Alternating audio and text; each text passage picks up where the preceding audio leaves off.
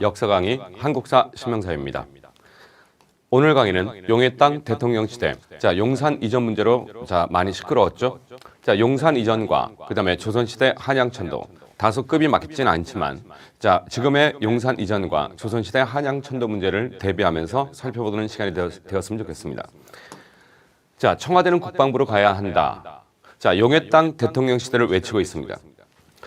대통령은 국민 위에 군림하는 청와대 시대를 마무리하고 국민과 동행하는 광화문 시대를 열겠다. 이런 얘기를 했었죠. 기존의 청와대 부지는 국민들께 돌려드리겠다. 대통령은 늘 국민과 소통하며 일할 것이다. 이런 말을 했습니다. 기존의 청와대를 국민 위에 군림한다. 이렇게 말을 하고 있네요. 경향신문 칼럼을 봤더니만은 지금 새로 시작된 정권은 용산 시대를 열겠다는 소명의식으로 가득 차 있다. 이렇게 얘기하고 있습니다. 근데 문제는 이 소명이란 것이 도대체 누구를 위한 소명이냐. 이게 문제가 되겠죠. 그러면 본격적인 얘기를 하기 전에 제가 오늘 이 글을 좀 소개하고 싶습니다. 노자 도덕경이죠.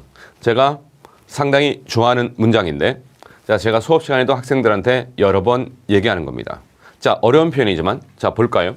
시성인지치 허기심 실기복 약기지 강기골 무슨 말인지 모르겠죠. 저도 잘 모릅니다.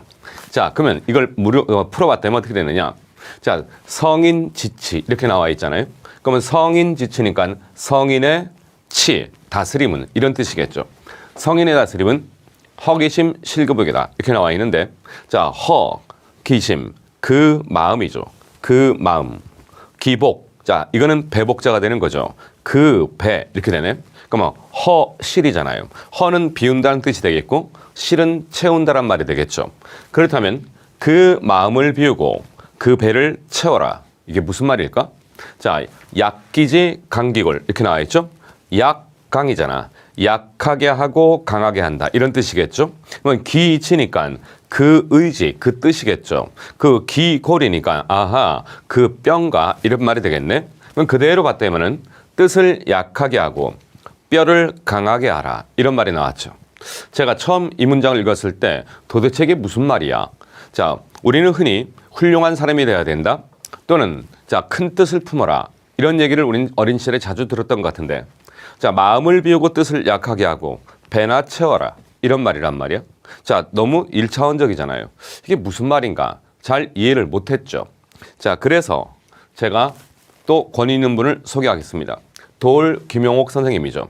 노자와 21세기 아주 오래전에 나왔던 책인데 대단히 어떻습니까? 제가 감명 깊게 읽었던 책이었습니다. 이 김용옥 선생의 이 글을 보니까 이렇게 나와 있어요. 인간의 마음과 뜻. 인간의 마음과 뜻이란 것은 간사하고 제멋대로 왔다 갔다 할 때가 많다. 쓸데없는 일을 벌이기를 좋아한다. 그러나 그것은 나의 뼈를 갉아먹기만 하는 피곤일 수도 있다. 뜻있는 일을 했다고 하는 많은 자의감은 때로는 하잘것없는 유의적 문명의 장난의 한 굴레일 수도 있다. 이렇게 얘기하네요. 이게 무슨 말일까요? 그죠? 이 대목에서 우리가 중국 춘추 전국시대로 갑시다. 춘추 전국시대 진시황제가 나오는데 많이 들어봤죠? 황제죠. 황제. 원래는 왕이라 그러는 거예요. 왕인데 왕보다 급이 하나 더 높은 게 황제인데 이 진시황제가 자기가 중국 최초로 천하를 통일했단 말이야. 그러면 자기가 최초로 천하를 통일했으니까 거기에 걸맞는 자신의 칭호를 정해줘. 이렇게 얘기했던 것이었죠. 그래서 중국의 삼황오제다. 전설 속에 거기서 황과 제를 갖고 온 거죠. 황과 제를 갖고 왔고 나는 처음 시작했다. 처음 시작했으니까 이게 뭐가 될까? 시황제. 황제는 이렇게 나오게 되는 거죠. 네, 춘추 전국 시대 제후들의 큰 뜻과 인민들의 고통이다. 이게 무슨 소리일까요? 이게 무슨 소리일까? 그래서 다시 우리가 앞으로 갔다면은 이렇게 됐죠. 노자 도덕경으로 다시 가는 겁니다.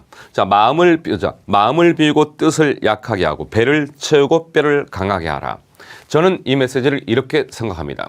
춘추 전국 시대 수많은 제후들은 천하를 통일하겠다 이거야. 천하를 통일해서 대제국을 만들어내는 거잖아요. 제가 수업 시간에 즐겨 설명하는 건데 노자의 소국과민이라는 게 있어요. 들어보셨습니까? 소국과민. 소국과민. 노자의 소국과민이라는 게 있고요. 그 다음에 법가에 부국강병이라는 게 있죠. 부국강병. 뭐 이런 표현 자주 봤을 겁니다. 아마 부국강병이란 말은 여러 번 봤을 텐데 부국 그냥 쉽게 말하면 부국 나라가 부유해야 될 것 같고 그다음에 강병이니까 강한 병사가 되겠죠. 그럼 나라를 부유하게 하고 병사를 강하게 키운다 이런 말이 되겠는데 그러면 춘추전국 시대 수많은 제후들이 천하를 통일해야 되거든요. 그럼 천하를 통일하기 위해서는 자 어떻게 해야 되냐 강한 군대를 키워야 되는데 강한 군대를 키우려면 세금을 많이 걷어야 될까요? 적게 걷어야 될까요? 세금을 많이 걷어야 되겠죠. 그러면 세금을 많이 걷기 위해서는 백성이 많은 게 좋을까 적은 게 좋을까? 백성이 많은 게 좋겠죠. 그죠? 그러면 이제 많은 백성들로 하여금 이제 나라 세금을 걷어서 부유한 나라를 만들고 강한 군대를 키운다 이거야. 그리고 이제 전쟁터에 나가서 천하를 통일하게 되는 거죠. 근데 반면 자 노자는 어떤 얘기를 하느냐? 소국 과민이에요. 소라는 말은 이건 작다 이런 말이 되겠죠. 과는 부족하다 이런 말이 될 거야. 그럼 소국 과민을 그대로 번역해 버리면 작은 나라 백성의 숫자는 많다 적다 적다 이런 말이 되는 거죠. 그러면 작은 나라 적은 백성 이렇게 되는데 부국강병과 완전히 상반되지 않습니까? 그러면 이게 도대체 어떤 말이냐 이거예요. 자 여기에서 잠깐 여러분하고 얘기를 하자면 제가 즐겨 설명하는 방식인데 이렇게 한자말을 해석할 때 이렇게 소국과민이에요. 이게 첫 번째 해석 방식인데 이렇게 해석을 하게 되면 국어식으로 말하면 이건 수식어가 되는 거야. 수식어. 영어식으로 말하면 형용사가 되는 거죠. 그건 소국이니까 작은 나라, 과민, 적은 백성 이렇게 해석이 되는 겁니다. 자, 근데 메시지가 명확하지가 않아요. 자, 그래서 이 전문가들의 의견이 뭐냐면 이걸 수식어로 해석을 하지 말고 서술어로 해석해라. 서술어. 영어식으로 말하면 동사로 해석해라. 타동사. 동사로 해석하라 이거죠. 그러면 이제 영어에서는 이제 동사가 먼저 나오고 그 다음에 목적어가 이렇게 나오는 거 아니에요? 동사가 나오고 이게 갑자기 영어 시간이 됐어. 자 이렇게 되는데 그러면 소국 과민이면 자 소를 이제 적극적으로 해석해 보세요. 작게 하라 이렇게 된 거죠. 작게 하라 과 줄여라. 그러면 나라를 작게 하고 백성의 숫자를 줄여라 이런 메시지가 되는 거죠. 어머 완전히 반대되는 메시지잖아. 그러면 여러분 생각해 봅시다. 춘추전국 시대 이 제후들의 큰 뜻이라는 게 도대체 무엇이냐. 이 제후들은요. 그죠? 춘추전국 시대에 부국강병하고 싶었겠죠. 그리고 천하를 뭐 하고 싶을까? 통일하고 싶었을 거야. 아마 큰 뜻을 세웠겠죠. 천하를 통일해가지고 이 춘추전국이라는 혼란을 끝내고 싶었겠다. 그러나 김영옥은 이렇게 말하고 있죠. 인간의 마음과 뜻이란 것은 간사하고 제멋대로 왔다 갔다 할 때가 많다. 쓸데없는 일을 벌이기를 좋아한다. 그것은 나의 뼈를 갉아먹기만 하는 어쩌면 백성들의 뼈를 갉아먹는 거죠. 자, 이 제후들의 그 큰 뜻 때문에 수많은 인민들은 수많은 백성들은 전쟁터에 동원되어서 되었고 거기서 수많은 백성들은 목숨을 잃어갔던 것이었죠. 그것은 백성의 뼈를 갉아먹는 피곤일 수도 있는 것이고 자 그리고 이 제후들은 뜻있는 일을 했다고 하는 많은 자의감은 때로는 하잘것없는 유의적 문명의 장난의 한 굴레이다. 자 여기서 이제 역시 노자의 도덕경이니까 유의 이런 말이 나오잖아요. 유의, 무의 이런 말이 있단 말이야. 자 보통 우리가 무의자연 이런 말을 쓰지 않습니까? 무의자연. 자 무의자연인데 자 이걸 갖다가 우리가 굳이 얘기한다면 자 무의. 자 인위적인 것을 배제하는 거죠. 자연. 그냥 자연스럽게 내버려둬라. 이걸 굳이 영어로 말한다면 let it be, 냅둬 이렇게 되는 거죠. 냅둬. 그냥 쓸데없는 생각을 하지 말고 그냥 있는 그대로 내버려둬라 이거야. 자 그러면 여기서 다시 우리가 노자의 도덕경을 가볼까요? 노자의 도덕경. 그러면 결국은 그 마음을 비워 배를 채우게 하고 자 어쩌면 이걸 갖다가 이렇게 말해봅시다. 노자는요. 당시에 수많은 제후들에게 이런 말을 할 거야. 정치인들에게 야 너의 그 쓸데없는 욕심 마음을 비우라 이거야. 그리고 너의 그 쓸데없는 뜻을 어떻습니까? 굽혀라. 그리고 백성들의 배를 채우고 백성들의 뼈를 강하게 하라. 이것이 저는 노자의 도덕경이 던지는 메시지라고 생각합니다.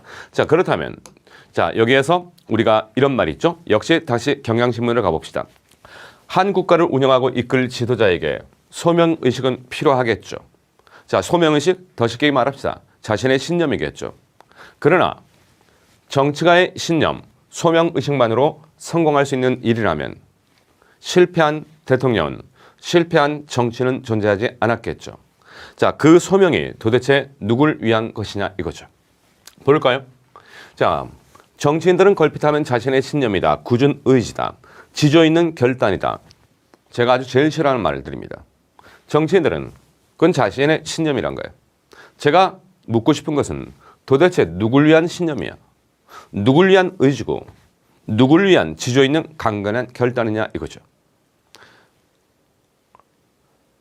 제가 별로 좋아하지 않는 대통령들이 있죠. 저도 시민의 한 사람으로서 제가 좋아하는 대통령이 있고 싫어하는 대통령이 있는데 한때 강 때문에 난리가 났죠. 사대강을 파헤쳐서 운하를 만들겠다. 도대체 누구의 신념이냐 이거예요. 누구의 뜻이냐 이거예요. 그 쓸데없는 지랄들을 하기 시작하는데 이걸 김영옥 선생은 어떻게 표현하는 겁니까? 때로는 뜻 있는 일을 했다고 하는 수많은 그런 정치인들의 자괴감은 하잘것없는 유의적인 문명의 장난이다. 그러니까 어떻습니까? 노자는 그냥 내버려 둬, let it be 하라는 얘기가 되는 거죠. 자, 그렇다면 자, 난데없이 또 용산 문제가 나왔죠. 누굴 위한 얘기냐 이거야. 노자는 네 욕심을 비워라. 쓸데없는 욕심을 비우고 뜻을 굽히고 국민들의 배를 채워주고 국민들의 뼈를 단단하게 해라. 이것이 어쩌면 21세기의 노자가 다시 우리에게 던지는 메시지일 수 있겠죠. 길이니까니 고함 한번 지르지 않고 불황민들을 휘어잡을 수 있는 것 위대한 영도력의 비결이 뭐요?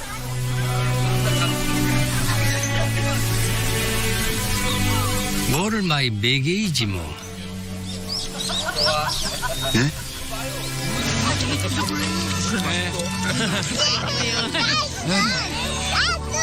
Thank you very much.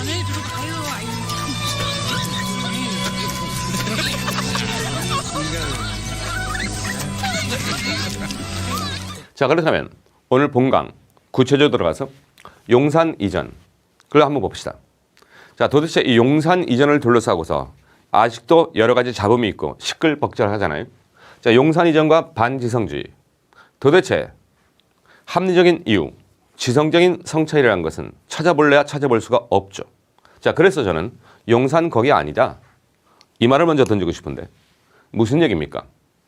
자, 지금 대통령 집무실 쭉 나와 있는데 자, 이렇게 얘기하죠. 자, 청와대 자리는 거기는 조선 총독 관저가 있던 곳이었다. 따라서 일제 식민지 역사의 잔재가 남아있는 곳이다. 그래서 새로운 곳을 가겠다. 말 같은 소리를 해야 되죠. 미친 소리. 자, 여기 용산인데 여기 이렇게 보다 보니까 여기에 조선 주둔군 사령부 이렇게 나와 있죠.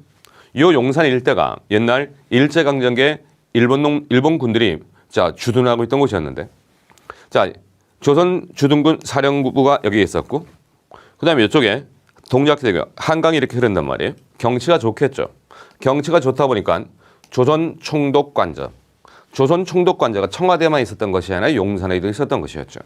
여기가 경치가 좋다 보니까 이 의리의리한 총독 관저를 두고 여기서 파티를 하고 그렇게 했던 것이었죠.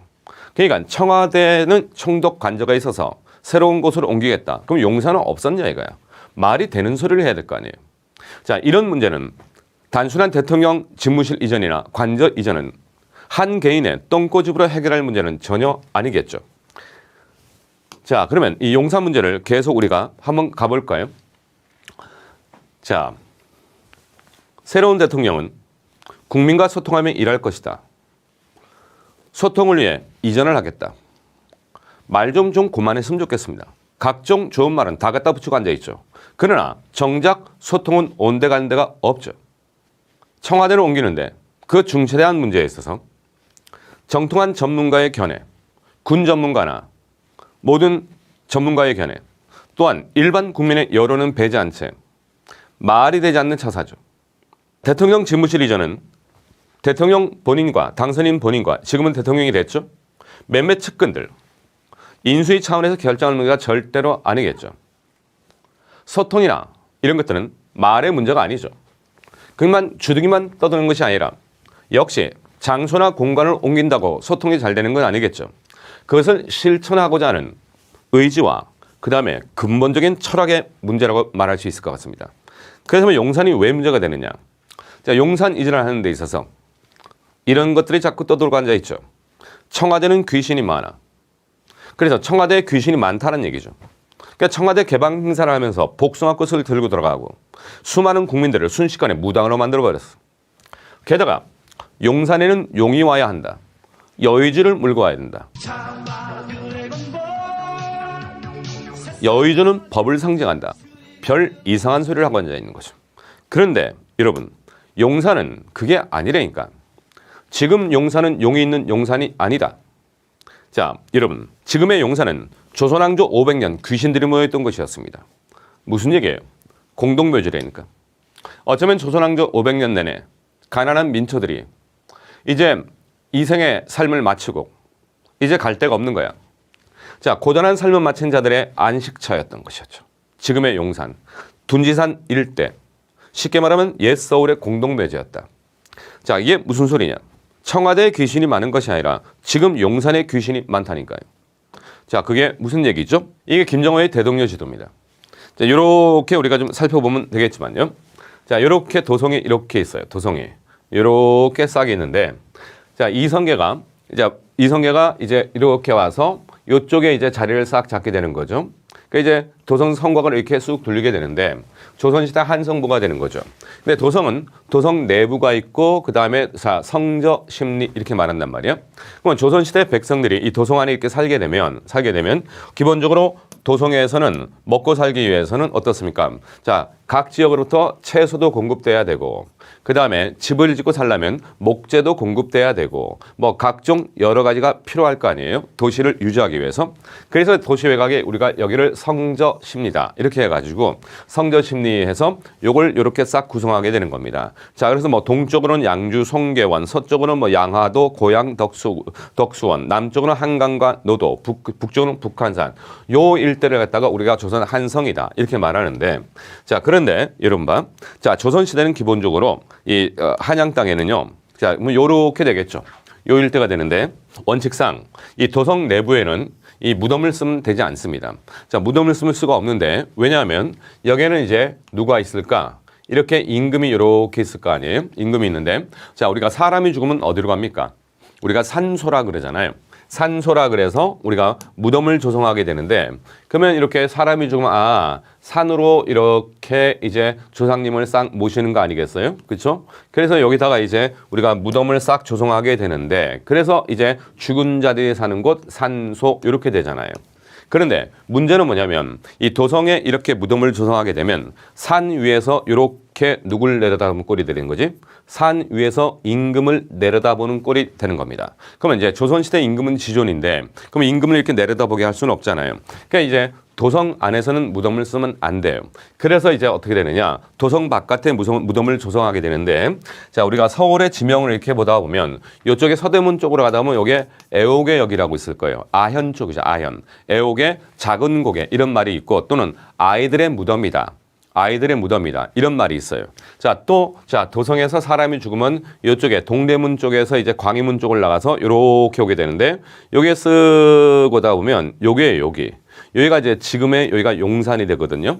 용산이 되는데 요 일대가 전신에 어떻습니까? 조선시대 공동묘지가 됐던 것이었죠. 그런데 물론 도성 안에 무덤을 쓰면 안 된다 이렇게 말했는데 예외는 있어요. 서울에 가면 우리가 서울시청이 있고요. 저 덕수궁이 있지 않습니까? 덕수궁인데 그쪽에 요쪽에 이제 정동이 있죠. 정동. 그 중구 정동이 있단 말이야. 자, 서울시청 건너편에. 근데 이 정동이 이게 원래는 정릉동이죠. 정릉동. 이쪽에 이제 쑥 가다 보면 이제 미아리 고개 지나서 이쪽에 국민대 쪽에 있죠. 국민대. 국민대가 있는데 거기가 지금 정릉이잖아요. 정릉인데 원래는 이정릉이었어.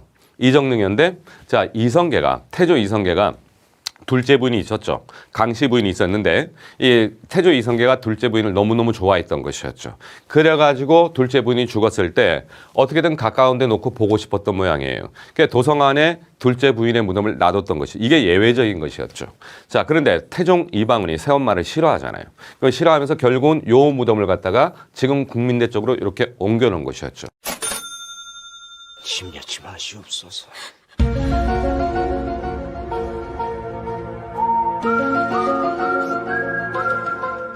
이게 조선시대 이제 무덤 중에 도성 안에 있었던 예외적인 것이었고, 그러면 대부분의 무덤은 어디로 가야 된다? 도성 바깥으로 나가야 되는데 지금의 용산 일대가 원래 조선시대 뭐였다는 겁니까? 조선시대 무덤이었다는 얘기죠. 요 일대가 되는 거죠. 요 일대인데, 자, 요게 우리가 쓱 보니까 요건 이제 1906년 일제 군부가 기지 조성을 위해 조선인 마을과 무덤 등의 현황 등을 조사했다. 이렇게 나와 있죠.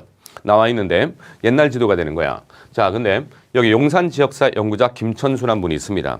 자, 용산 지역 연구자 김천수란 분이 일본 방위선 문서고에서 확인한 희귀자료다. 이렇게 나와 있는데, 그 당시에 이제 일본 놈들이 한국 용산 군용 수용지 명세도 이렇게 나와 있는데요.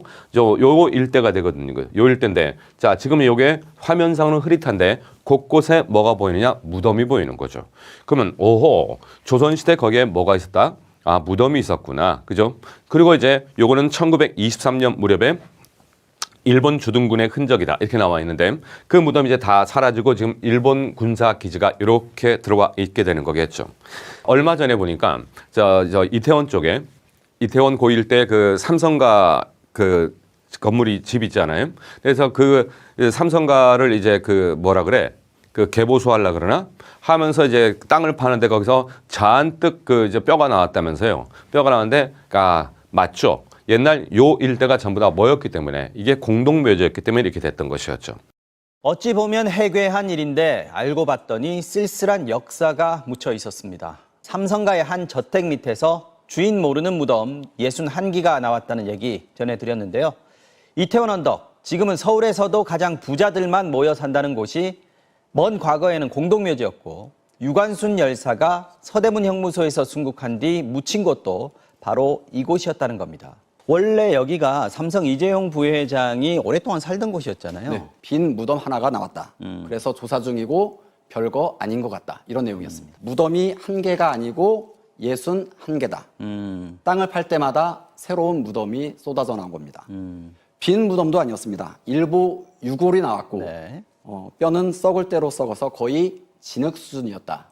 이런 내용이었습니다. 그래서 이게 과거에는 공동묘지였다 이거 아니겠습니까? 네. 근데 여기 어떻게 지금처럼 주택들이 들어서게 된 건가요? 네, 1924년 일본군이 만든 지도를 보면요. 네. 가운데 경계선을 중심으로 좌측은 모두 일본군 시설이었습니다.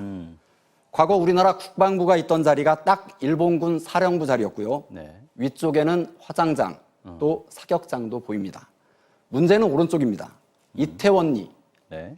황학동, 보광리 이런 익숙한 이름이 있고요. 그러네요. 일본군 육군 묘지도 있습니다. 이 지역은 모두 공동 묘지였습니다. 네. 현재의 지도와 한번 비교해 보면요. 네. 리움 미술관을 포함해 삼성가 일가가 모여 있는 이른바 삼성타운이 공동 묘지의 딱 가운데였습니다. 최근에 한 아이돌 스타가 네. 176억 원 국내 최고가의 펜트하우스를 구입했다는 기사가 있었는데요. 유명 아이돌이죠. 그렇습니다. 역시 이 자리도 공동묘지였습니다. 자, 그런데 그동안 이 지역에 있는 뭐 주택들 공사도 많이 했고 시설들 공사도 많이 했을 거 아닙니까? 그러면 그때마다 다 유골들이 나왔습니까? 꼭 그런 건 아닙니다. 이미 1922년 이태원 공동묘지에 대규모 이장 사업이 있었습니다. 일본인을 위한 집을 짓고 일본군 시설을 확장하기 위해서였습니다. 네. 당시 안장된 지 1년밖에 안 된 유관순 열사의 시신도 주인 없는 묘라고 해서 강제 이장이 됐다가 유실됐습니다. 그때 망월동과 미아리에 대규모 공동묘지가 만들어졌고 지금도 그 흔적이 남아 있습니다. 이때 이장된 묘가 100만 개가 넘는다고 하는데요. 일본군이 미처 옮기지 못한 묘가 이번에 발견된 것으로 보입니다. 이태원동 그리고 또 한남동 일대는 삼성가뿐만 아니라 SK, 신세계, 현대차 등 우리나라 굴지의 대기업 오너들의 집이 있는 곳입니다. 이 지역 부동산에 걸려있는 지도를 보면 당군 이래 최대 재개발 지역이라고 하는 한남 3구역을 포함해 재정비 촉진 지구가 당시 일본군 지도에 나와 있는 공동묘지와 일치합니다. 한남동 개발이 본격화되면 다른 곳에서도 무덤이 나올 수 있다는 얘기입니다. 그러니까 결국은 뭐냐 하면요. 결국은 지금 여기서 어떻습니까? 용산은 용여와야 여의주를 물고 다 헛소리인 거죠. 말도 안 되는 소리야. 그러면 이제 어떻습니까? 거기는 조선왕조 500년의 귀신들의 뭐였다? 공동묘지였다니까? 근데 무슨 지금 뭡니까? 자, 용산에는 용유화에 대해 헛소리를 하고 앉아 있냔 말이야. 자, 그렇다면 이제 용산의 역사를 우리가 살짝 살펴보는데 여기에 한일의정서라고 나와 있죠. 한일의정서 들어보셨습니까? 한일의정서 하면 느낌이 딱 와요, 안 와요? 그냥 있나 보다? 그러면 우리가 뭐 지금은 우리가 국사 시험을 보는 건 아니니까 우리가 이제 제일 이제 우리 한국 사람이 아무리 이제 우리가 학교 다닐 때 귓구멍을 닫고 살았다 할지라도 나 역사 너무 싫어 이렇게 할지라도 을사늑약은 들어봤을 겁니다. 을사늑약이 1905년이거든요. 1905년 을사년에 그 해가 러일 전쟁이 끝나요. 그래서 이게 외교권 박탈이다 그러는데 사실상 조선은 거기서 망한 거예요. 우리는 1910년 한일 강제 병합이죠. 그리고 국권 피탈이었단 말이에요. 1910년 조선이 망했다라고 얘기하지만 사실상 1905년 우리는 외교권이 박탈당하고 일본의 보국으로 전락하고 맙니다. 근데 이제 1905년 그 바로 전해죠. 1904년 러일 전쟁이 터지는데 일본 놈들이 이런 한일 의정서를 우리에게 강요하는 거죠. 그러면서 뭐라고 얘기하느냐. 전략상 필요한 지점을 수시로 수용할 수 있다. 이게 무슨 소리일까? 일본 놈은 러일 전쟁을 이런 식으로 표현했습니다. 이 전쟁은 일본과 러시아의 전쟁이 아니라 자, 이 전쟁은 백인종과 황인종의 전쟁이다. 그럼 여기서 백인종은 뭘 말하는 거죠? 러시아를 말하는 거겠죠. 그럼 황인종은 뭘까? 황인종, 조선 사람들. 그다음에 중국, 청나라. 당신은 청나라죠. 그다음에 일본 놈들. 그러면 일본, 조선, 그다음에 뭘까? 청나라란 말이에요. 그러면 이 전쟁은 러시아와 일본의 전쟁이 아니라 백인종과 황인종의 전쟁이다. 그럼 황인종의 대표로서 일본이 나가 맞서 싸우는 것이다. 따라서 군사기지를 뭐하게 해줘? 자, 전략상 필요한 지점을 수용할 수 있게 해줘. 그렇다면 대한제국 황제의 안녕과 영토 보존을 보장하겠다.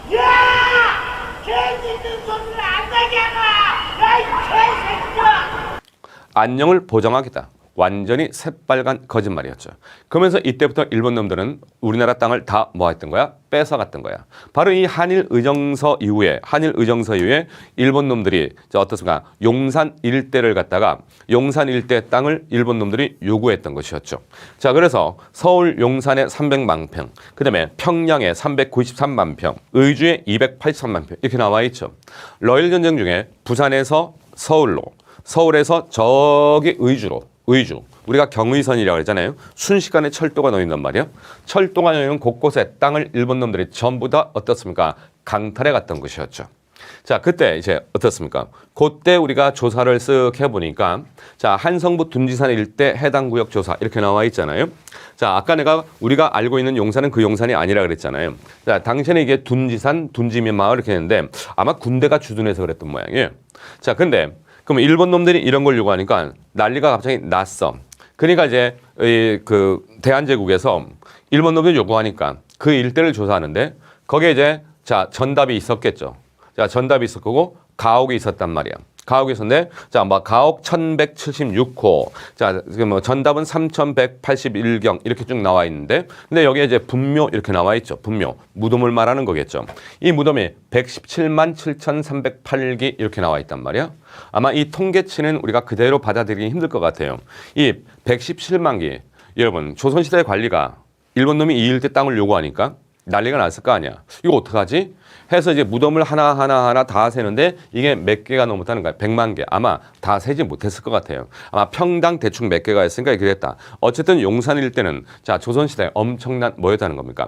공동묘지가 되었다는 얘기죠.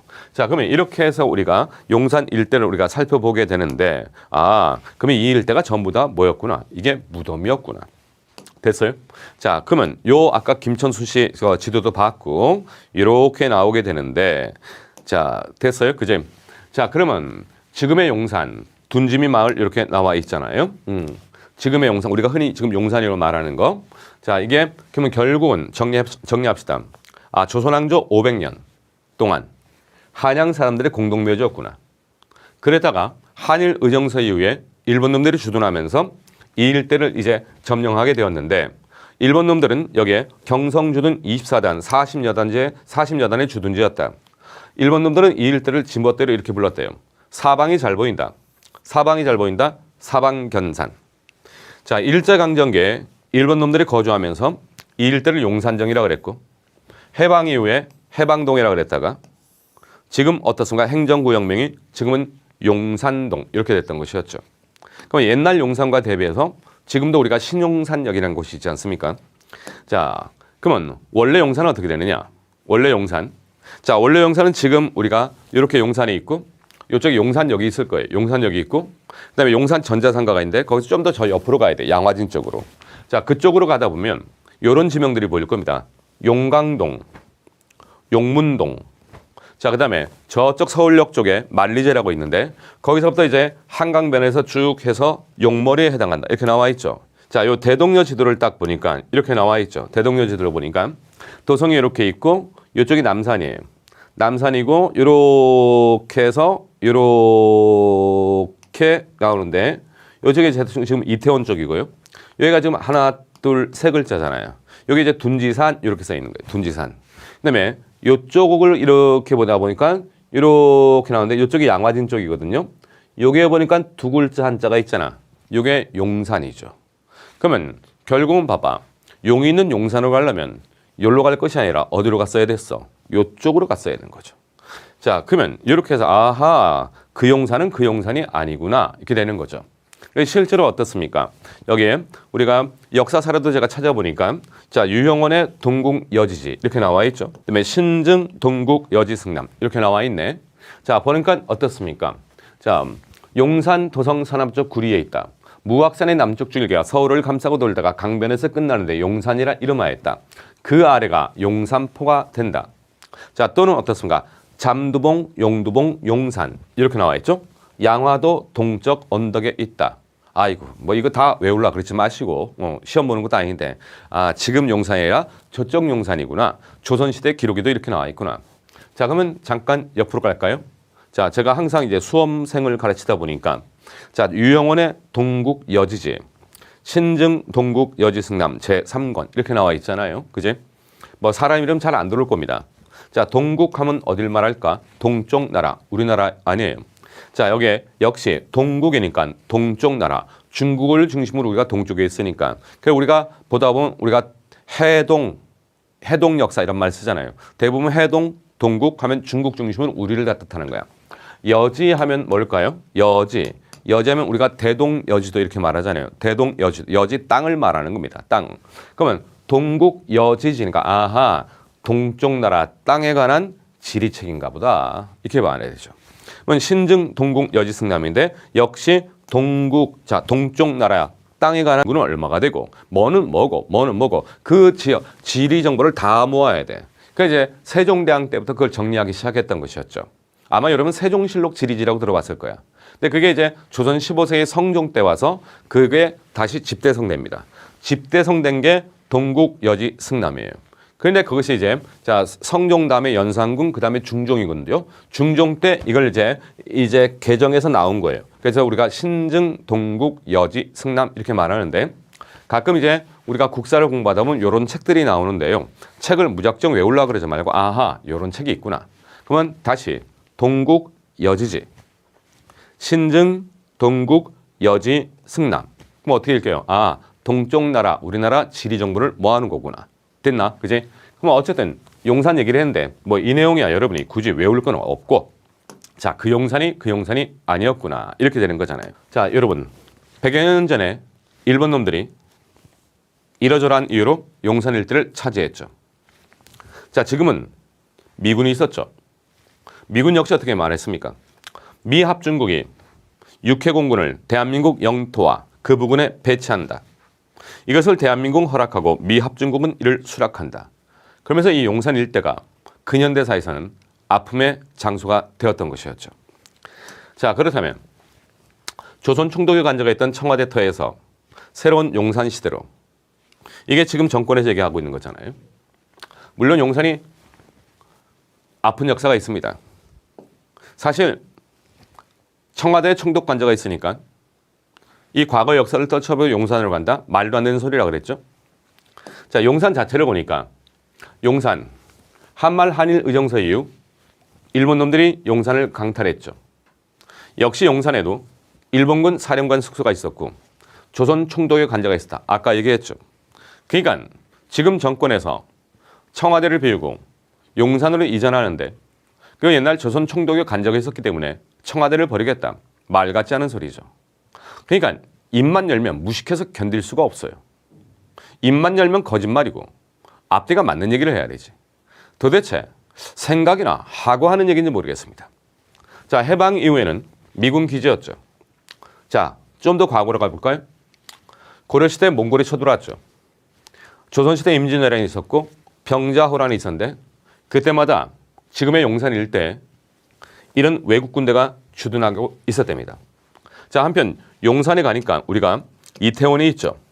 이태원이 있는데 이태원의 이름이 볼까요? 이태원, 이타인, 이태원 이렇게 나와 있죠. 한자가 다 달라요. 이태, 이건 뭔가 태가 다르다 이런 말이에요. 이타인, 이타인. 우리나라 사람이 아니라 타인이라는 얘기네. 자, 임진왜란 때 일본 놈들이 아주 나쁜 짓을 했나 봐. 지금 이태원 일대 운종사라는 절이 있었는데 여성들이 있었던 것이었죠. 비구니들이. 일본 놈들이 이 비구니 여성들에게 아주 몹쓸 짓을 했던 것이었죠. 그러다 보니까 어떻게 됩니까? 이 여성들이 아이를 가지게 됐던 거야. 자, 그래서 그 여성들이 여기서 모여 살았는데 그래서 태가 다르다. 그래서 이태원 이렇게 말했다는 얘기도 있고 임진왜란 때 귀한 일본인들이 있었다 이거야. 그래서 이 왜군들이 살던 곳이어서 이타인이다. 이렇게도 불렀고 한편 조선 효종 때 이태원 일대 배나무를 많이 심었답니다. 그래서 이태원 이렇게 부르기도 했다는 얘기죠. 한편 우리가 자 용산 쪽에 가면 남영동이라고 있죠. 남영동. 남영동인데 자 우리가 이렇게 보는 거야. 자 한양 도성이 이렇게 있었잖아요. 한양 도성이 있었고 그럼 이제 이 도성을 지키기 위해서 이제 군인들이 있었을 거 아니에요. 그러다 보니까 이 도성 바깥에 이렇게 군대가 뭐 하고 있었던 겁니까? 군대의 병영이 위치하고 있었다. 주둔하고 있었던 것이었죠. 자, 그래서 조선시대 병영의 위치. 그래서 남영동이란 말이 이때 나온 거 아닌가. 이렇게 우리가 추측하고 있는 것이죠. 자, 그러면 용산의 역사가 이렇게 되는데 지금 청와대 터에서 새로운 용산 시대로 가겠다. 이렇게 얘기하고 앉아있죠. 총독부 관저가 있었기 때문에. 자, 근데 통감이 있고 총독이 있죠. 1905년 을사늑약이었습니다. 자, 외교권이 박탈당하고 대한제국은 일본 놈들의 보국으로 전락하게 되는데 그때 이토 히로부미가 초대 통감으로 오게 되는 거죠. 그러니까 통감이란 말은 통치도 하고 감독도 한다. 다시 한번 통치도 하고 뭐도 한다? 감독도 한다. 그게 통감이죠. 이건 처음에 이 통감 공무원이 남산에 있었던 것이었습니다. 그다음에 1910년 우리가 나라를 빼앗기고 이제 통감이라 그러지 않고 조선 총독이라 그러게 되는 거죠. 그래서 이게 총독부 건물이 된다고요. 그래서 이제 남산 총독부 건물. 자, 회원동 근처. 지금 우리가 저 남대문 시장 저쪽 가다 보면 회원동이 있지 않습니까? 그래서 자, 남산 외성대다. 이렇게 말하는데 자, 1930년대까지 어떻습니까? 총독의 거처였다 이거예요. 자, 해방 이후에 박물관을 사용하다가 50년대에서 60년대 사이에 요건 철거가 된 걸로 알려져 있죠. 한편 요게 우리가 알고 있는 청와대에 있던 조선 총독관저예요. 총독관저인데 일본 총독이 쓰다가 해방 이후에 미 군정에서 썼던 것이었죠. 군정사령관 하지 중장이 있었고 그다음에 이승만 대통령이 이제 정부를 수립한 이후에 이게 대통령 관저로 사용했는데 당시에는 이것을 갖다가 경무대다 이렇게 불렀다는 얘기죠. 원래 이 경무대란 명칭은 우리가 흥선대원군이 경복궁을 중건하게 됩니다. 그리고 경복궁 뒤에 이렇게 터가 이렇게 있었단 말이에요. 그걸 경무대라 그랬는데 그걸 이제 습관적으로 여기를 경무대 이렇게 했다는 얘기죠. 근데 4.19 혁명 이후에 윤보선 대통령이 이름을 바꿔버렸대. 경무대 하니까 자꾸 누가 생각나는 겁니까? 독재하다 쫓겨난 이승만 대통령이 생각나니까 이름을 뭘로 바꿨다? 청와대다 이렇게 했다는데 자 이렇게 있죠. 이게 옛날 조선 총독부 건물이 되는 거죠. 경복궁 앞을 이렇게 가로막고 있고 저 뒤에는 어떻습니까? 조선 총독관저 1939년 총독관저 이렇게 나와 있죠. 1939년 하면 여기에 전쟁의 한참일 때죠. 자, 1937년 중일전쟁이 일어납니다. 중일전쟁이 일어나고 우리는 완전히 전시 상태로 들어가겠죠. 그러다 보니까 이 조선 총독이 자 여러 가지 이 전시 상황에서 보다 안전한 곳이 필요했던 것 같아. 그리고 우리가 근데 쓱 봐도 어떻습니까? 쓱 봐도 경복궁 뒤에 여기 백악산이 이렇게 있을 것이고 지금 청와대가 여기 있잖아요. 딱 봐도 이제 어떠니까 경성 중심에서 짱 박혀서 전시 상황에서 조선 총독이 짱 박혀 있기 딱 좋은 곳이었겠죠. 자, 그런데 이것이 경복궁을 앞뒤로 이렇게 짓누르고 있는 형세였는데 1920년대에 만들어진 조선 총독부 건물이 되겠죠. 요 그림은 멋지죠. 역사를 바로 세우려면 이런 식으로 가야 되죠. 옛날 김영삼 대통령이에요. 1995년 대통령의 지시로 조선 총독부 건물이 무너지는 거거든. 이건 버장머리 기어이 고쳐야 되겠다. 우리는 오늘 옛 조선 총독부를 철거하는 역사적 작업을 시작하였습니다. 이 건물이 조금 전 70년 동안 조선 전궁인 경복궁을 가로막고 선 채 우리 민족의 정기를 억눌러온 옛 조선 총독부의 상징인 중앙돔 상단 첨탑을 제거해버림으로써 속이 시원한 것 같다. 아주 그냥 가슴에 뭉쳤다가 확 털어져 나가는 그런 기분이야. 옛 중앙박물관의 휴게실로 쓰이던 건물의 마지막 남은 벽면이 사라지자 지난 70여 년 동안 그늘에 가리워졌던 북악산과 경복궁의 모습이 시원스럽게 당시 여론은 어땠냐면은 자, 이게 치욕의 역사긴 하지만 치욕의 역사라도 역사 아니겠느냐. 그대로 보존합시다. 근데 이게 경복궁 앞에 가둬놓여 있으니까 야, 그건 너무하다. 그냥 한 의견이 그럼 그걸 그대로 들어서 딴 데로 옮길까요? 얘기도 있었는데 김영삼 대통령은 뭐라 그랬어? 폭파, 없애. 아주 이 YS 대통령이 그러면 결단력 하나 끝내주는 거야. 그래서 폭파 해가지고 이걸 없앴다 이렇게 나오는데 근데 제가 이걸 갖다가 수업 시간에 폭파 이게 와르르 무너지는 장면이 있거든요. 그래서 폭파 공법으로 없앴다 이렇게 수업을 했다면은 제 수업을 듣던 학생 중에 또 건축 전문가들 있잖아요. 제가 그쪽 전문가는 아니잖아요. 수업 끝나고 나서 이 친구가 저한테 이 문자를 보냈더라고요. 문자를 보내면서 선생님 앞으로 그렇게 가르치지 마세요. 무슨 얘기야? 했다면 폭파 공법이 아닙니다. 만약에 이 총독부 건물을 그냥 폭파시켜버리면 이게 폭파의 영향이 그 뒤에 어디까지 미치는 겁니까? 경복궁 근정전이나 이 일대까지 미치거든요. 그러니까 실제로는 이게 와르르 무너진 것이 폭파처럼 보여서 그랬는데 폭파 공법은 아닙니다. 해가지고 그렇다면 내가 다음부터 수업 시간에 수정하겠다 이렇게 했던 거거든요. 어쨌든 김영삼 대통령 때 여기 없어졌고 그 다음에 이거죠. 경무대죠. 이거 역시 김영삼 대통령이 야 이거 조선 총독에 썼던 거 아니야. 이거 뭐 해라? 없애라. 그래서 이제 제가 김영삼 대통령의 지시로 어떻습니까? 철거되고 있는 청와대 옛 본관이다. 이렇게 돼 있죠.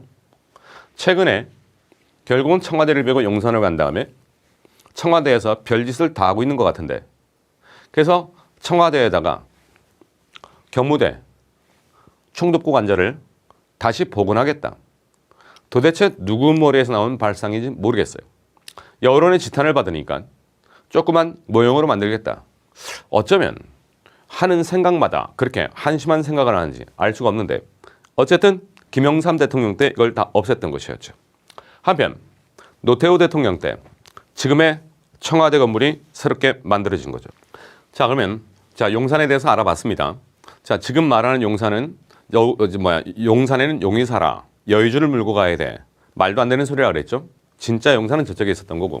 그럼 어쨌거나 저쨌거나 용산 시대가 열리고 있는데 다시 조선 시대로 가봅시다.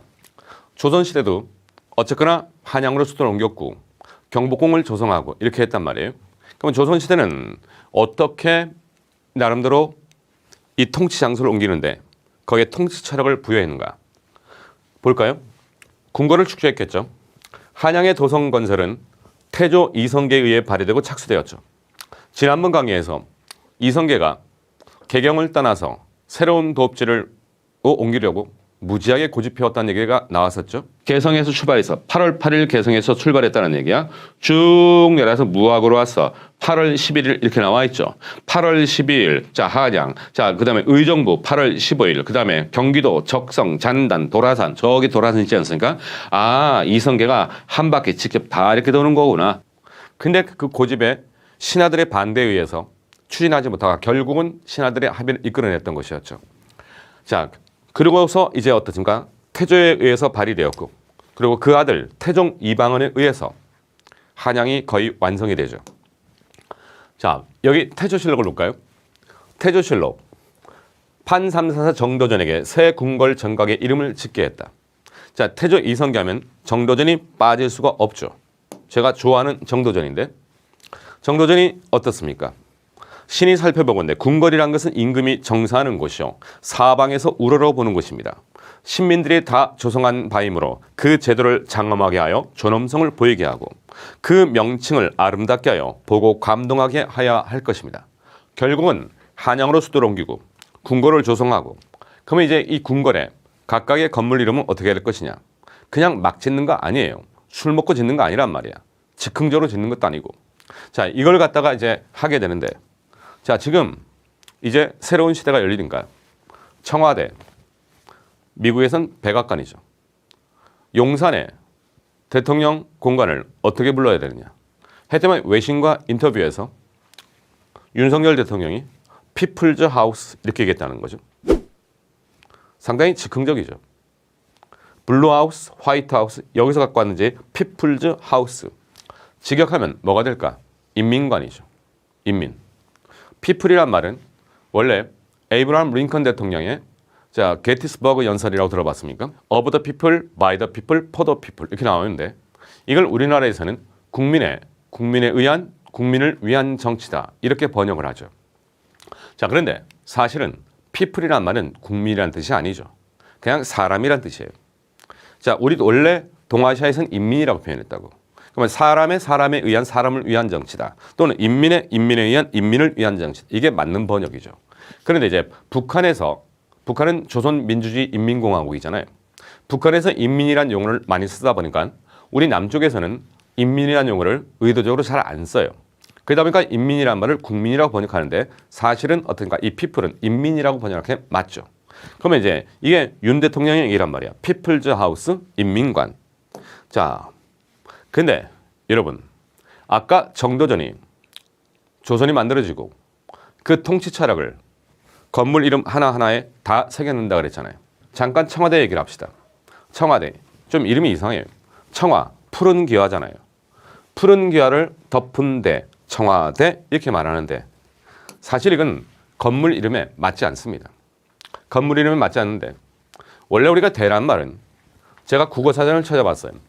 국어사전을 봤더니만은 어떻게 나오냐. 감시대, 단두대, 망대, 봉수대, 시상대, 전망대, 조망대. 아, 건물이 아니잖아. 느낌이 와요? 좀 더 가볼까요? 급수대. 학교 가면 우리가 물 마시는 데 있잖아요. 급수대. 자, 길 가다 보면 가판대, 개수대, 국기계양대. 자, 우리가 마트에 가면 계산대가 있죠. 아, 대란 말은 건물에 붙이는 게 아니구나. 자, 그러면 또 나가볼까? 당구대. 내가 엄청 좋아하는 겁니다. 당구대. 아하, 건물이 아니구나. 그러면 이 대란 말은 원래 한자말의 의미가 흙이나 돌 따위로 높이 쌓아 올렸다. 높이 쌓아 올렸다. 어떤 물건을 떠받치게 한 받침이구나. 아, 그렇다면 여러분 봐봐. 청와대는 푸른 기와를 엎은데 말이 이상하잖아요. 그럼 아, 이게 애초에 이름이 잘못된 거구나. 예전에는 흥선대원군 시절에 경복궁을 만들고 그 경복궁 뒤편에 거기 텅 비어 있었거든. 텅 비어 있었는데 살짝 높았던 모양이에요. 그래서 경무대 이렇게 했다는 거죠. 경무대. 근데 거기에 이제 그걸 습관적으로 부르다가 여기 이제 이승만 대통령이 4.19 혁명으로 하야하게 되고 윤보선 정권이 들어섰잖아요. 윤보선 대통령이 한문을 좀 잘 모르셨던 것 같아. 그냥 잘 모르는 상태에서 그냥 청와대 이렇게 이름을 잘못 지은 거죠. 자, 어쨌든 대란 말은 그런 말이구나. 좀 더 볼까요? 자, 대. 하늘을 올려다보거나 땅을 굽어보기에 만든 구조물이다. 첨성대. 우리가 경주에 가면 첨성대 있지 않습니까? 첨성대. 별을 우러러 보는 거잖아요. 또는 남한산성이라는 데 가면 수어장대.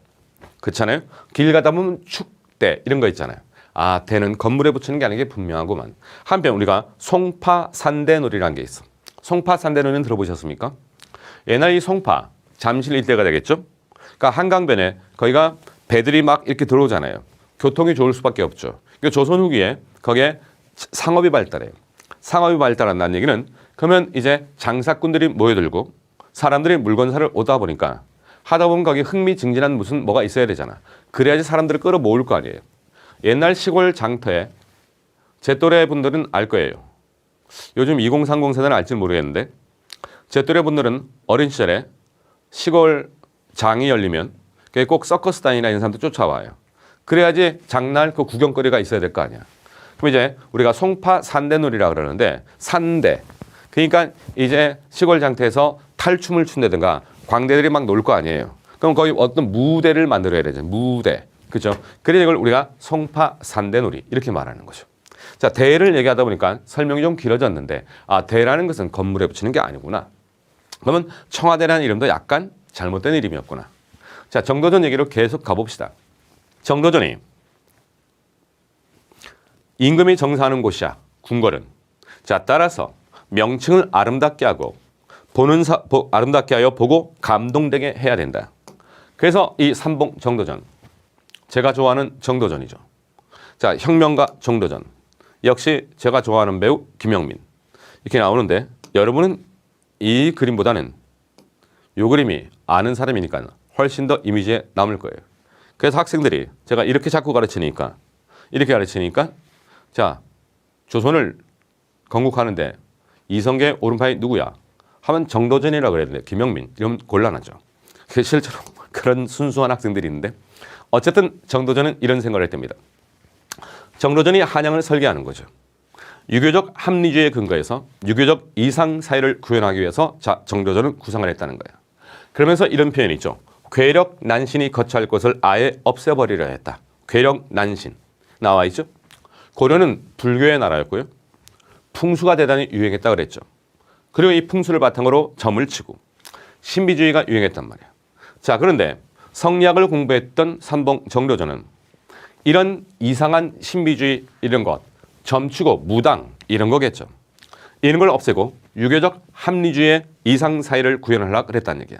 그래서 모든 공간 요소를 공적으로 분배하고 공적 건물과 공적 기관으로 구성하고 왕에게 조차도 예외를 인정하지 않았다. 궁역과 권력을 명확하게 경계선 위에 구분하여 궁궐을 조성했다. 나와 있죠. 이게 도대체 무슨 말입니까? 삼봉 정도전은 한양을 설계하고 모든 공간을 공적인 공간으로 분배하고 왕에조차도 예외를 인정하지 않았다. 뭐 간단하게만 살펴봅시다. 경복궁인데 경복궁의 특징은 이렇게 요 뒤에 백악산이 이렇게 있단 말이에요. 백악산이 있는데 궁궐 배치가 이렇게 일자로 쫙 구성되어 있는 거예요. 일자로 구성되어 있는데 여기가 이제 왕이 거처하는 공간입니다. 이걸 우리가 보통 궁이라 그래요. 그 다음에 왕이 거처하고 요 앞에 근정전이 있고 있는데 여기가 이제 궁궐 사무를 봐야 될 거 아니에요. 여기를 궐이라 그러는 거예요. 그래서 궁궐이다 이렇게 되는데 그러면서 이쪽에 왕의 여기는 사적인 공간이 되고 여기는 공적인 공간이 되는 거죠. 기회가 되면 우리가 경복궁 얘기를 쭉 한번 했으면 좋겠는데 뭐 이렇게 해가지고 여기에 큰 건물 한번 봅시다. 요 앞에 광화문이 있고요. 요게 근정전, 그 뒤에 임금이 집무실인 사정전이 있고요. 자, 임금도 잠을 자야 돼 말아야 돼? 잠을 자야 되겠죠. 그러면 잠잘 때 우리가 사극 같은 거 보면 강령하시옵소서 이렇게 말하잖아요. 강령하시옵소서. 아마 현대식으로 풀어내면 건강하시고 안녕하셔야 됩니다. 이런 뜻이겠죠. 임금이 잠자는 강령전이 있어요. 그럼 임금이 딱 자야 되는데 그 뒤에 왕비가 머무는 교태전이 있습니다. 교태전. 그래서 경복궁이 이렇게 싹 일자 배치예요. 요거는 약간 여담인데 조선시대 임금들이 경복궁을 열라 싫어한답니다. 왜 열라 싫어하느냐? 도대체가 짱 박힐 데가 없어요. 그게 무슨 얘기입니까? 했더니만은 그게 무슨 얘기입니까? 했더니만 임금이 잠 잤을 거 아니에요. 아침에 일어났다? 아침에 일어나서 이제 기직을 피고 이렇게 임금이 싹 나오는 거야. 임금이 싹 나오면 신하들이 광화문을 통해서 싹 들어옵니다. 여기서 아침에 회의를 하는 거예요. 아침에 회의를 하면 이걸 조정이라 그러거든요. 그래서 지금은 우리가 자 정부 내각은 윤석열 정부는 이렇게 말하지만 옛날 조선시대는 이렇게 말하잖아. 조정 신하들은 이런 표현을 쓰잖아요. 이걸 조정이라 그러거든요. 그러면 이제 신하들이 아침에 회의가 끝나면 이렇게 싹 경복궁 밖으로 나가. 그럼 여기가 우리가 육조거리라 그러잖아요. 그럼 여기서 이제 관하에서 싹 근무를 하게 되는 거죠. 그러면 임금은 여기서 회의가 끝난 다음에 싹 들어가는데 여기가 임금의 집무실인 사정전이에요. 그러다가 여기에서 피곤해 잠 좀 자야겠다 하고 여기에 싹 대면 여기에 강령전이에요. 그 잠 좀 자려고 할 때만 뒤에 왕비가 딱 버티고 있는 거예요. 딱 버티고 있으면서 왕비가 주상 산책 좀 합시다 이렇게 한단 말이에요. 알겠소 이렇게 되겠죠. 자, 그럼 이만 바빠서 앉으시지요. 그러면 이렇게 끌려와서 여기가 뒷정은 여기 향원정이에요. 향원정인데 여기서 산책을 하는 거죠. 네, 요 뒤는 아무나 들어가면 안 돼. 그러다 보니까 이 경복궁은요, 임금이 짱 박힐 데가 없어요. 왜냐면 동선이 이렇게 되다 보니까 가는 것마다 다 뭡니까? 이게 다 걸리거든. 그래서 조선시대 임금들은 경복궁 싫어한대요. 반면에 창덕궁은요, 나중에 보면 알겠지만 창덕궁은 건물 배치도 지멋대로예요. 지멋대로고 곳곳에 이렇게 이게 숲과 먹은 게 자연스럽게 어울려 있는데, 그러다 보니까 제가 그냥 수업 시간에 웃자가는 소리인데, 창덕궁은 임금이 짱 박힐 때가 많다. 가다가 숨어버릴 때가 많은 거야. 그러니까 조선시대 임금들은 창덕궁을 좋아했대요. 자, 어쨌든 경복궁인데 얘기 하나만 더 합시다. 하나만 더 하면 우리가 중전마마 이런 말을 쓰잖아요. 중전마마. 중전마마니까 이 왕비가 정 가운데 딱 있거든. 그래서 중전마마 이렇게 말하는 거예요. 자, 어쨌든 삼봉 정도전이 이렇게 궁궐 배치를 하면서 왕에게조차도 어떻습니까? 사적인 걸 허용하지 않으려고 그러는 거죠. 그러면서 어떤 공적 개념에 의해서 쭉 정리를 하게 되는데, 그래서 이제 제가 이름을 하나하나 살펴볼까요? 경복궁 시경에 나와 있는 말이랍니다. 그래서 이름을 지어라 했더만 이 정도전이 자, 이성계하고 파티를 했던 모양이야. 술에 취하고 이미 덕에 배부르니 군자는 영원토록 그대의 큰 복을 못 실리라. 그래서 경복궁이라고 그랬대요. 그러면서 아까 강령전 얘기했죠. 역시 유교 경전에 있는 말입니다. 경전에 있는 말인데, 자, 임금이 강령, 건강해야 되겠죠. 오복 중에 하나다. 자, 그 다음에 경복궁의 이름을 보니까 연생전이 있고 경성전이 있대. 뭔가 생하고 뭔가 성하는 거죠. 태어나고 뭔가 성 만들어지는 거예요. 만물을 자 봄에 낳게 하고 가을에 결실을 거두게 되고 이런 이름들이 있나 보다. 자, 그런데 여기를 딱 보니까 이제 경복궁 모습이 싹 펼쳐지는 거죠. 자, 광화문에서 쑥 들어가면 가장 큰 건물 경복궁, 자, 그 근정전이 있고 그 뒤에 사정전, 강령전 이렇게 쭉 이어져 가게 되는데, 자, 근정전 볼까요? 정도전이 말하는 거야. 근정전, 근정문. 서경에 말하기를 경계하면 걱정이 없고 법도를 일지한다 하였고, 편안히 노는 자로 하여금 나라를 갖지 못하게 하라. 무슨 말입니까? 근정전, 말 그대로 번역해 근면 성실하게 정치에 임하셔야 됩니다. 편안히 노는 자로 하여금 나라를 갖지 못하게 하라. 자, 여기서 구절을 따와서 부지런하고 어진 일을 쓰는데 편안히 한다. 사정전, 생각하는 거죠. 사정, 늘 정치를 생각하셔야 됩니다. 천하의 이치는 생각하면 얻을 수 있고 생각하지 않으면 잃어버리는 법입니다. 사람답지 않은 사람을 가까이 하고, 그죠? 좋지 못한 일을 껴야해서 화폐에 이르게 되는 것은 진실로 생각하지 않은 것에서 비롯된 것입니다. 제발 좀 뭐 하셔라? 생각 좀 해라. 사람 같지 않은 새끼들을 옆에 두지 말아라. 이런 말이 되겠죠. 이딴 버러지 같은 새끼 옆에 두고 정치를 하시니까 나라가 이 모양 이 꼴 아닙니까? 야! 제발 가까! 정신 좀 차려주시오! 자, 그러면서 어떻습니까? 생각하면 슬기롭고 슬기로우면 성인이 된다. 이게 정도전이 꿈꿨던 거야. 그리고 조선은 최소한 조선의 임금들은 근정전에서 근면 성실하게, 사정전에서 생각하는 척이라도 했던 것이었죠. 자, 그래서 이렇게 경복궁이 쓱 만들어졌는데 참 멋지죠. 조선왕조 500년을 버텼던 통치 철학이 여기에 다 있었던 거야. 다시 한번 볼까요? 생각하면 슬기롭고 슬기로우면 성인이 된다. 편안히 노는 자로 하여금 나라를 가지지 못하게 하라. 하늘의 일을 사람들이 대신하는 것이다. 나름대로 조선시대 말은 그래도 멋있죠. 사람이란 게 결함이 있기 때문에 이대로 하기는 힘들지만 최소한 이 정도의 어떻습니까? 이 정도의 도덕성을 가지고 이 정도의 통치 철학을 가지고 나름대로 자신을 수양하면서 국가를 이끌어 나갔던 것이었죠. 자, 그런데 나라를 말아먹는 임금들이 있죠. 고려사 신우열전, 신우 6년 이렇게 나와 있죠. 자꾸 제가 우왕을 소개하게 되는데 신우, 조선시대, 고려시대 공민왕이 있죠. 공민왕 다음에 우왕, 창왕이야. 마지막 왕이 공양왕입니다. 이성계에게 공손히 왕위를 양보했다. 그래서 공양왕이라고 그랬죠. 여기에 공민왕이 있는데 공민왕의 아들 우왕이죠. 그 아들 창왕이죠. 전부 다 신진사대부에 의해서 쫓겨나게 되는 거죠. 근데 우왕 창왕인데 공민왕의 자식이잖아. 그러면 여러분 고려는 왕시니까 왕후 왕창이 돼야 되거든요. 왕후 왕창이 돼야 되는데 고려사 열전을 봤다면 신후 열전이죠. 왕시라 그러지 않았네. 그렇잖아요. 왕시. 왜냐하면 조선시대 사가들은 이 우왕과 창왕은 이건 진짜가 아니라 가짜다 라고 생각했던 것이었죠. 왜냐하면 공민왕이 말년에 좀 시체말로 맛이 가거든. 그때 어떻습니까? 신돈이 집을 갔는데 신돈이 자신의 여자를 소개시켰던 것이었죠. 그래가지고 태어난 게 우왕이야. 그러니까 조선시대 사대부들은 저 공민왕의 자식이 아니다. 누구의 자식이다? 신돈의 자식이다. 이게 가짜로 생각했던 거예요. 그래가지고 기록을 할 때도 왕우라 하지 않고 신우. 그 다음에 이건 임금이 아니니까 임금이라면 역사책에 봉기 혹은 세가 여기에 기록하는 거거든요. 그죠? 그러면 자 봉기 세가인데 열전이죠. 열전은 일반 사람들의 기록이란 말이야. 자 그래서 급을 낮춰버린 거죠. 그래서 자 고려사 신우 열전 이렇게 나와 있죠. 자 근데 이 우왕이 한참 함량 미달이거든. 한참 함량 미달이죠. 그러니까 신우 6년이야.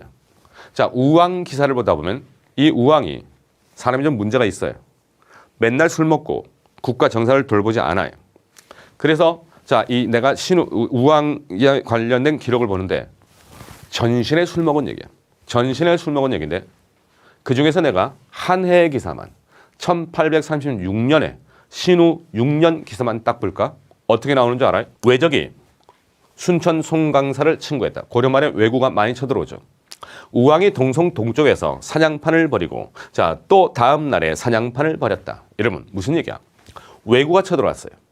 왜구가 쳐들어왔는데 우왕은 뭐하고 있었다는 거야? 사냥판을 벌이고 있었다. 자 또 우왕 자 신우 6년이죠. 같은 해라 그랬어요. 다른 해 기록은 싹 빼버린 거야.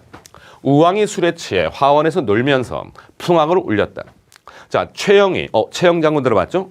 최영이 원수들을 거느리고 동서강으로 나가 진을 치고 외적의 친구에 대비했다. 여러분 장인인 최영 장군은 자 군사를 이끌고 나서 외적의 침입에 대비하고 있는데 우왕은 뭐하고 있다는가? 술에 취해 있었다.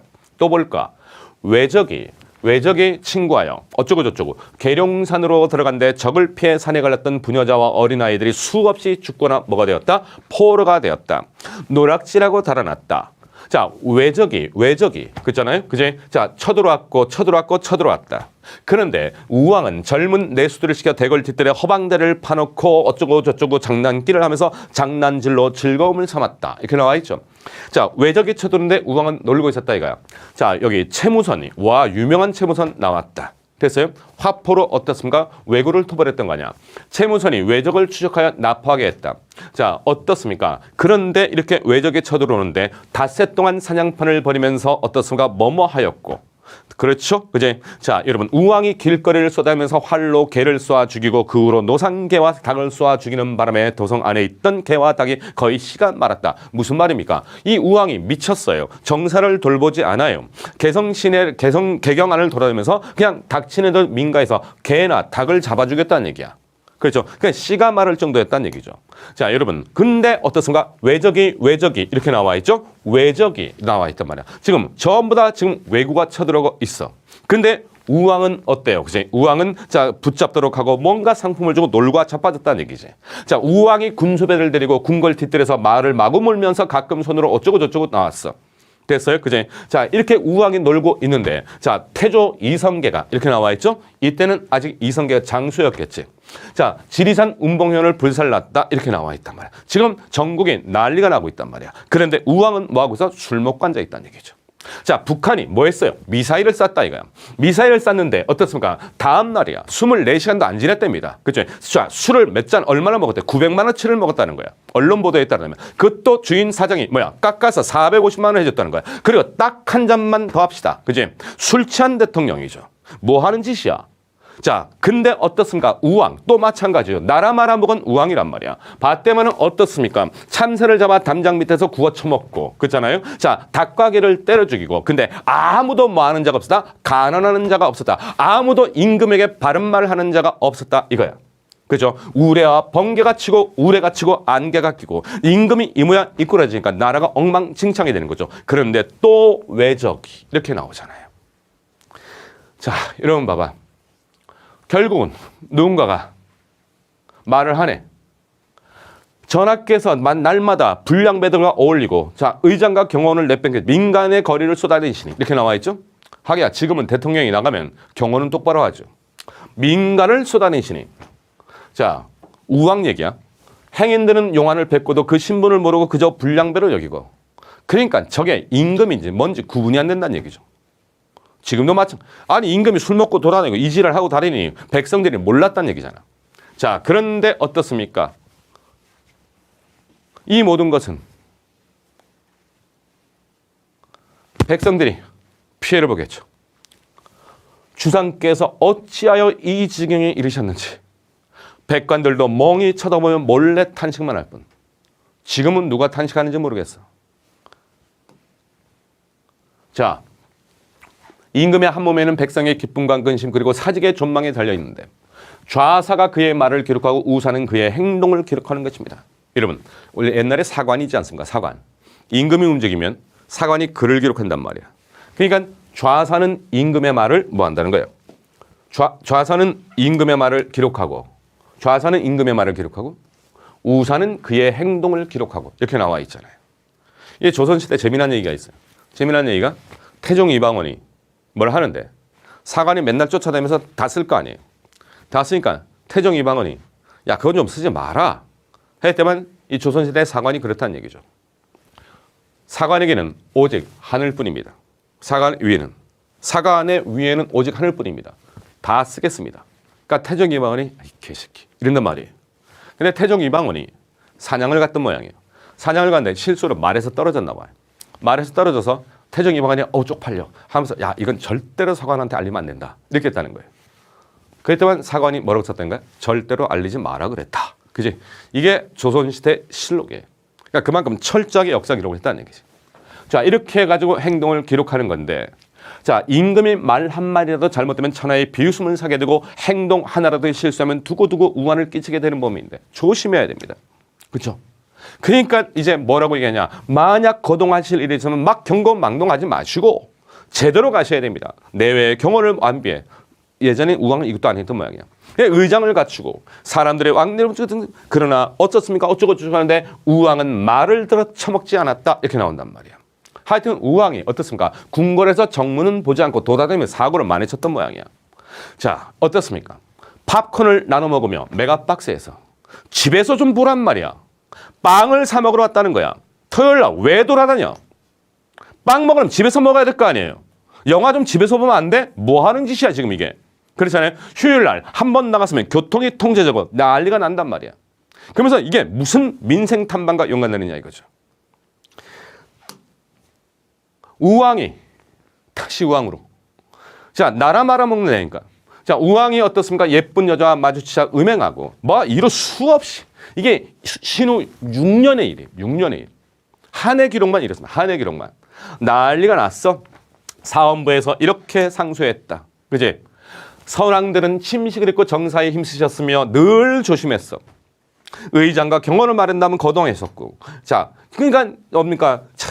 앞으로 어떤 환난이 벌어질지 알 수 없는 긴박한 상황입니다.